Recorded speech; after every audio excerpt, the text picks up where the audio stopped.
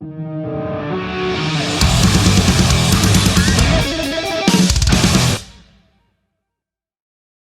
are you, man? Yeah, I'm pretty good. I'm yeah, pretty good week. Yeah, just exciting to have this album out that we've been working on for a while. It's really good, man. I spent the last couple of days having a good listen, and man, it's a fucking cracker, dude. Like, it works really well as like it flows. You know what I mean? Like, it's Yeah, obviously thought out. that was definitely something that was, quite intentional with it. Um Is yeah. is it a story, or is it all like bits and pieces? Um I think it's bits and pieces, but it's something that could be interpreted as a story, I think. Yeah, yeah. Yeah. Then if I'm going to point out any song in particular, I mean, other than there's not much to it, I just want to praise you on it. Is Beelzebub Bug? Oh That's yeah. that song's a fucking masterpiece, man. It's so well done. Like, Oh, thank you so much. pranks so Yeah. well. Yeah, that's probably like, not that the rest of the album's bad or anything, but man, that song just fucking took me by storm. So Yeah, it's probably the heaviest one on the album for sure, I reckon. yeah, it's great. Like I said, the whole album's great. Um, Yeah. so I was going to bring up. So you guys have just come off the World as a Vampire tour, and We have. the last 12 months has been pretty ridiculous for you guys. Just seems like out of nowhere. So you had Kiss, then you got this, and now you Yep. brought out an album. Do you have you had time to process it? Yeah. Um Not really, actually. It sort of went from one thing to the next, to the next, to the next. Yeah. Um, I mean, especially getting those big gigs, you kind of spend so much time like leading up to it that, and then you don't actually realize how crazy the experience is until the day of, and you're like, "Wow, this This is is happening. like the real deal." It's just like must have really blown you away walking out on that stage for Kiss. Like, Oh, it was insane. Like, yeah, it felt like a dream or something. Like, yeah, the whole day felt like a movie. Like it was Wayne's World walking around the backstage, like, we're not worthy, we're not worthy. like, did you get a chance to meet any of them? Yeah, we did briefly. They were all very lovely, and yeah, took the time to speak to us and stuff, which was really nice. Oh, that's cool, man.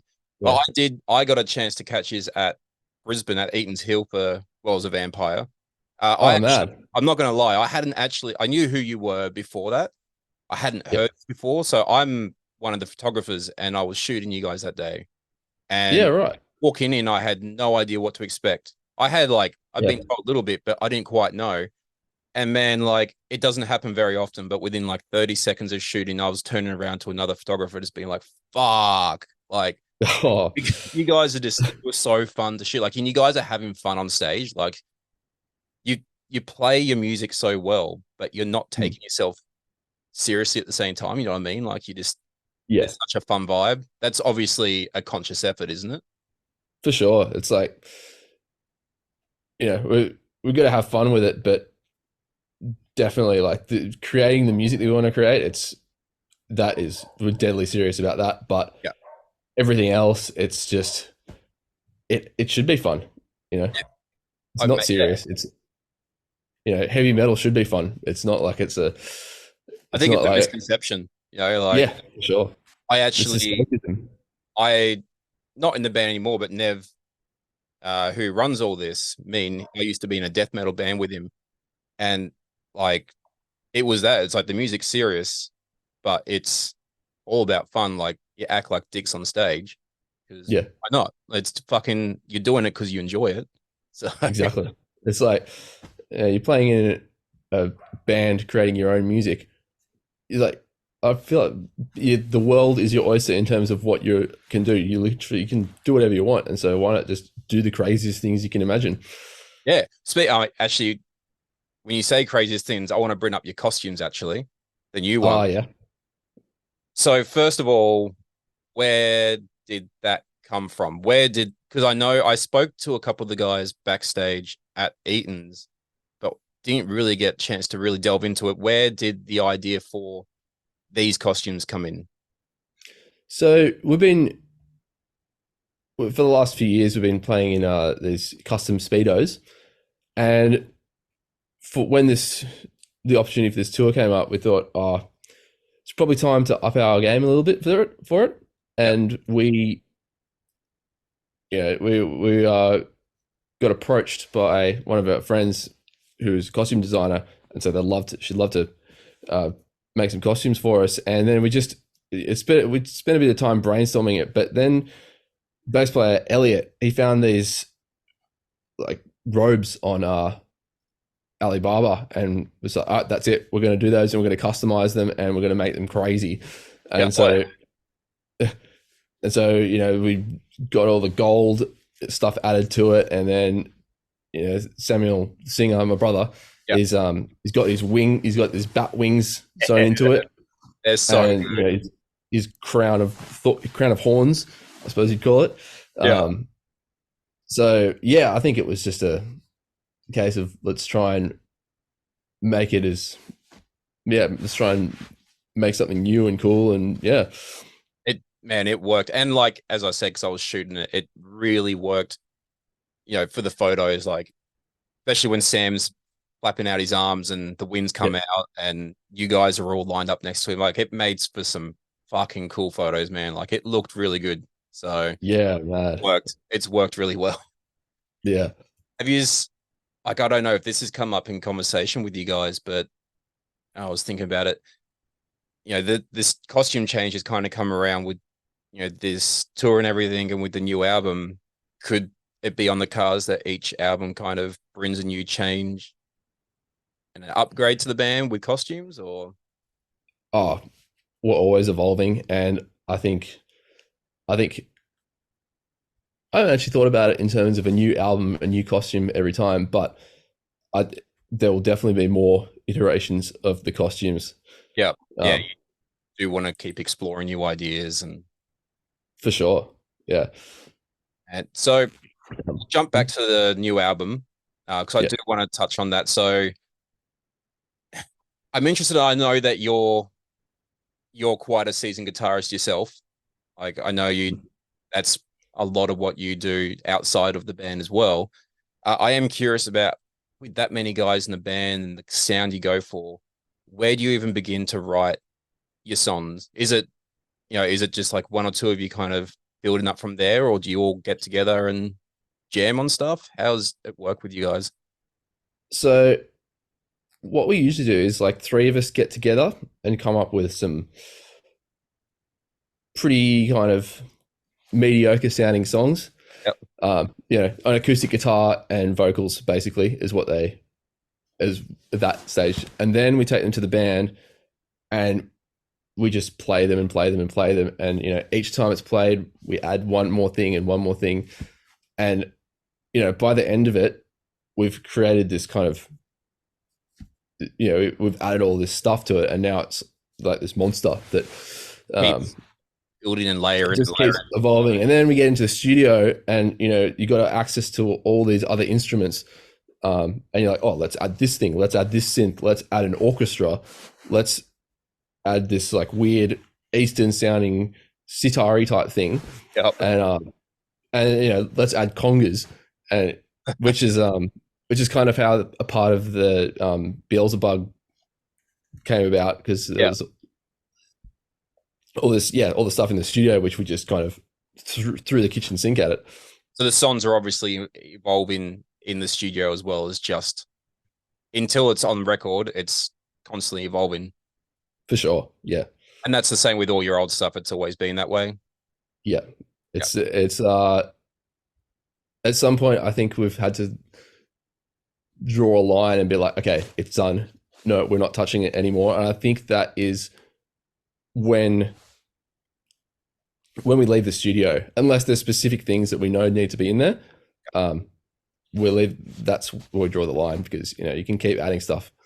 Yeah, you put so many spices into a curry, it's going to taste like shit eventually.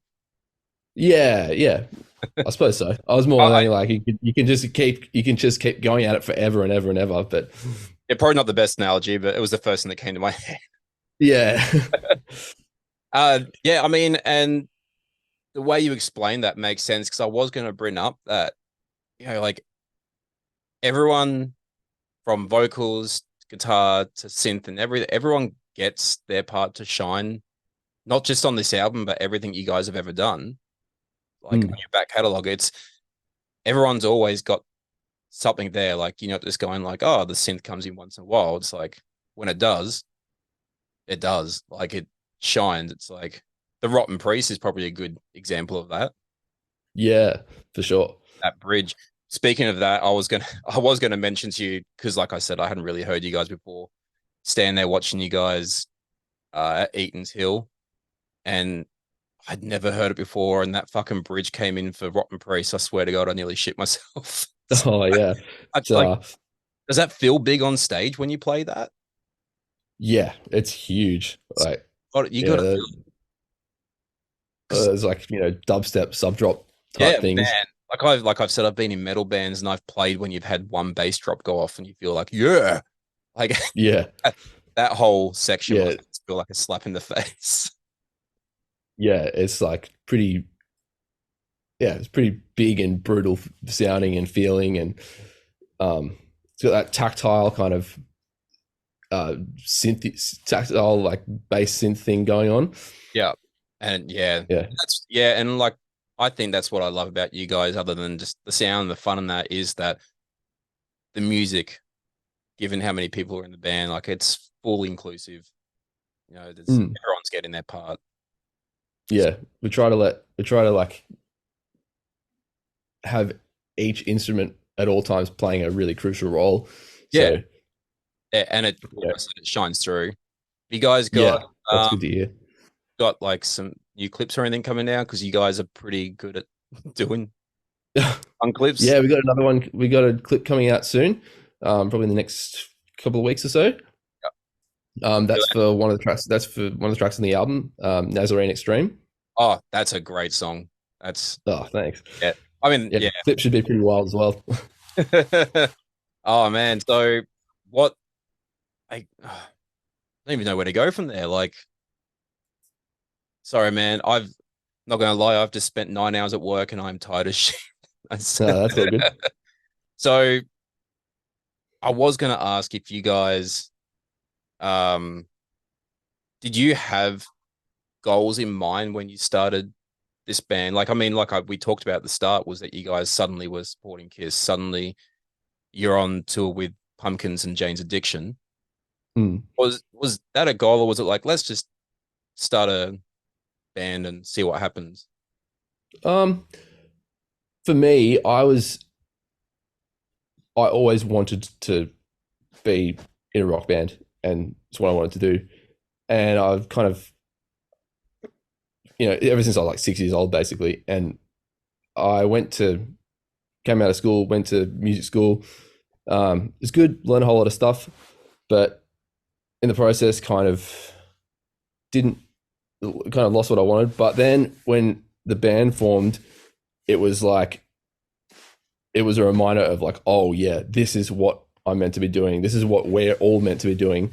Yeah. And it was at that moment. I think it was at a moment when, on our first show ever, where I just had this thought. I was like, this is what I wanted to be doing, and I want to take it as far as it can possibly go.